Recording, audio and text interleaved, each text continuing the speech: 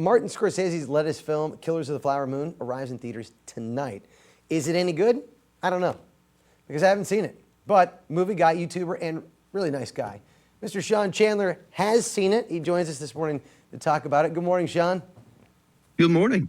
All right, now I referenced the movie. Now this is based on a true story, and it's about the Osage Native American Tribe being murdered. They had their oil, and won the FBI's first investigation. That's a lot to go over. Talk about that. Right.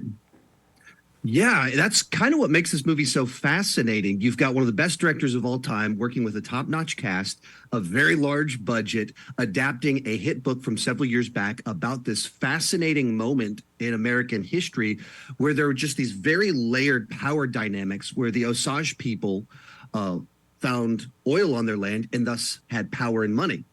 But they're in the middle of America where these outside Americans control the police, the hospitals, the banks, and therefore they have power, and their greed leads them to conspire against these people that they've been living with for decades.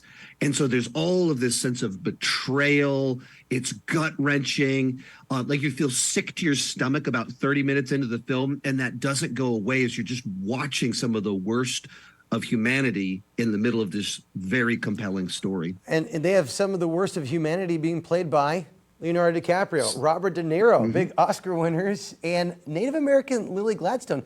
Are any of them front runners for an Oscar? I think all three of them are pretty likely to get nominated. Of course, the two male leads there are top actors of each of their generations. They give transformative performances here where we've seen them play all these different types of characters, or gangsters, and Leo's done everything. But then they just transform into very different characters here. And like Leo is playing this very dim-witted guy, and you fully believe all of it. But the real surprise here is Lily Gladstone, who is playing Leo's wife, and she's a much more subtle character. She doesn't get to be big and flashy, but she's compelling. You see her intelligence. You see what's kind of going on in her mind through her face, but without any like big gestures or anything. And she can be affable and fun. And she kind of is the one that pulls this whole thing together and is at the heart of the story, as she's the most prominent example of the person that is the victim of all of this. Well, or is the victim you and I? Because I should have led with this. It's a 3.5 hour long movie. Do you have time to go to the bathroom? Like, our newscast is 4.5 hours long, so it's just an hour shorter. Yeah, it's long, and it's also a gut punch because it is just such heavy subject matter. I got about 2 hours into the movie, and I was thinking to myself, I might not like this thing because it's just so heavy for so long. And then it turns around and has enough justice in there. I was like, okay, cool. All right. This is really, really good.